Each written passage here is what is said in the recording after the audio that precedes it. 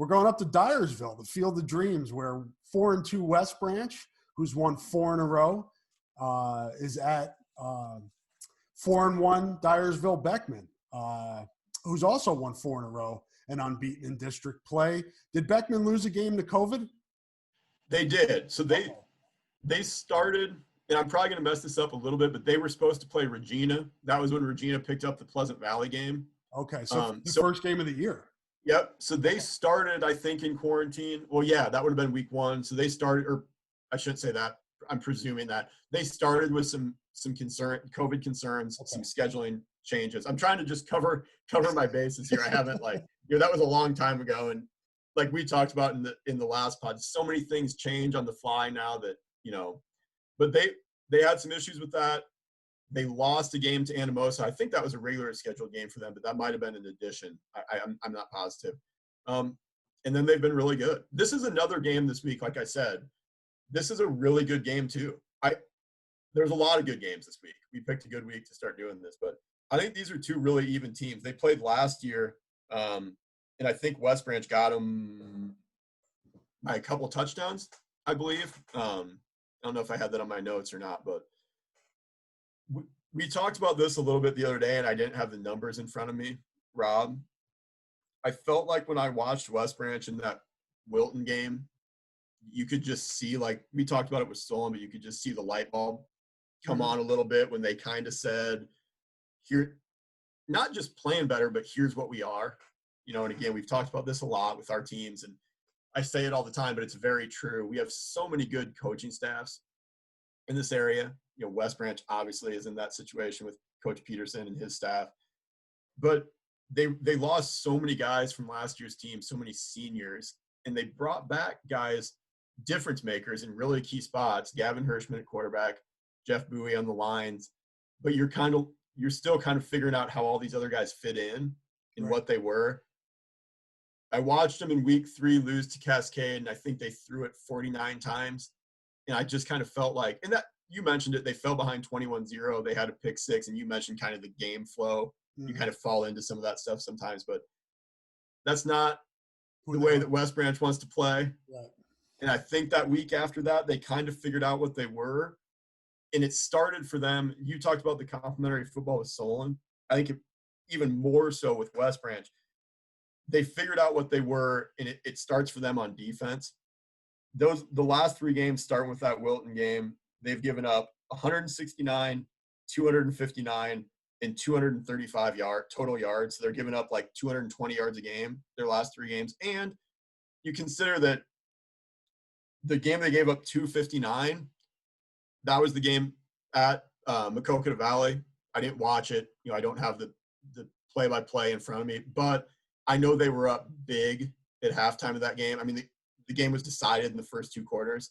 So I'm guessing a lot of those 259 yards were, played against, were put up when the game wasn't on the line. There's probably some JV kids and some second stringers. So when you really look at what they've done when they've been out, when their first team defense has been out there, they've been really impressive. And then offensively, they have a really good senior quarterback in Gavin Hirschman. And this is 2 of probably the better 1A quarterbacks around, because Nick Offerman from Dyersville Beckman is having a really good year.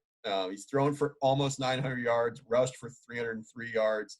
And then this is interesting. They've scored 20 offensive touchdowns, and he's had a hand in 18 of them. So he's thrown for 11 and rushed for 8. So it's pretty simple, right? You just make sure he doesn't score any touchdowns. Seems pretty obvious that he's the guy that you're keying on. He's probably at the top of the scouting report. Right, yeah. And I mean, and Gavin Hirschman's a similar type player as far as importance to the offense. Mm-hmm. They've gotten a lot better at running the ball. I mentioned it last week. They have a sophomore running back that they really like, Andy Henson. He had 170 yards last week. I'm pretty sure that's a career high. He had 30 carries, which I'm almost positive is a career high. So they've gotten better at that. But again, it's for them, it starts with defense, setting them up with some field position, getting their offense in good situations, and then letting your senior quarterback make good decisions. And Gavin Hirschman is a really good quarterback. I had Gavin's numbers here. Over 1,000 yards passing, 8 touchdowns. He's run for 78 yards and 4 touchdowns. Missed a game with injury really was just – he played that Cascade game, and I thought he played pretty well. He just didn't leave the pocket a lot, and I don't know where he was at with his injury or whatever, but looked a lot better in that Wilton game and ran some in that game. And I think they've been able to keep him, kind of from being really heavily involved in their run game. I think they've been able to be successful without doing that. But hopefully he's healthy enough going forward that if they need to have him run it, in their, whether it's their, they're out of the shotgun a lot, whether it's in their zone read game or RPO game or just straight quarterback runs or scrambling, that they can do that, because last year he was a really dynamic runner for him. Really, so starter on the baseball team, starter on the basketball team, really good kid, but he brings a different element when he's healthy. So those two quarterbacks on Saturday, that will be another good kind of, you say matchup. They're on the field at different times doing their thing, but which of those senior quarterbacks can kind of be on top of their game? I think I said Saturday, kind of Friday. That might be kind of the difference in that one. Pretty balanced offenses, Ryan. They both seem like they have pretty balanced offenses. They do, and that's something that I think West Branch, like when I first got here, it was like West Branch had that in 2013. West Branch had that reputation as 4 yards in cloud of dust. Yeah, and they've had some really good quarterbacks over the past couple of years, but this year it's kind of been the opposite. Rob, is they always had the ability to throw the ball, and they have a lot of targets this year, a lot of new kids, a lot of sophomores or first-year varsity guys as pass catchers. But they have a senior that went out this year, Simon Palmer. He's a really good basketball player. He's 6'3", 6'4". He gives them a really good element in the passing game. And then Andy Henson, their running back, is really good at catching the ball out of the backfield. So you saw them have success throwing it early against Tipton in their first game. And then, Gavin missed a game against West Liberty, but then throwing it against Cascade. And for them this year, it's kind of been the opposite, where they had to kind of work into that, getting some of those younger linemen, tinkering with their run game a little bit to figure out how to best do that.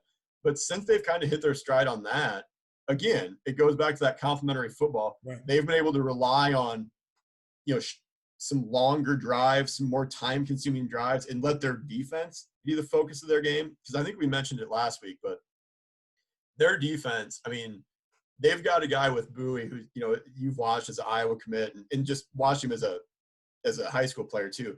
He's a guy that as an opponent, you have to know where he's at in 1A football. I mean, he can absolutely wreck a game plan if you're going to just like, he plays deep. They line him up at defensive end. If you just say like, hey, we're going to have our tackle block this guy, like he can absolutely wreck what you're trying to do. He's that disruptive. And then they also have some really good linebackers. Cale Fitterline is a senior linebacker that's had a great year for them. He's also a really good kicker as well, which you love that high school combination of like offensive tackle or offensive lineman / linebacker / kicker. And he wears like 51, I think. So you see but he actually is a heck of a kicker. He's not Does he kick straight on? No, he's a good, Okay. I mean, but it's just, you see that in high school where it's like, I'm always writing down who's kicking extra point. And you're like, all right, 77 lines up for the point after, or 92. But I'm not going to run a fake with him. Not unless it's like straight up the middle, because he's a really physical kid, but you're not going to try to get to the corner. But no, and looking at it on paper, Beckman looks like they're the same way. The Beckman teams of past have always been run oriented. They've had some good I-backs the last couple of years, and this year it's obviously kind of built around Offerman, who's their senior quarterback. But I'd be surprised if they didn't, want to come out and run the football as well. So I think that's kind of the key for West Branch. You set it up well by talking, about other teams, about Solon, but they've kind of built it around their defense late and then let their offense kind of do their thing as they got that running game kind of going. And now, you're into what will be week 8 next week after this week, and you're hopefully playing your best. So, which I think is where they're at. That's another one that should be exciting.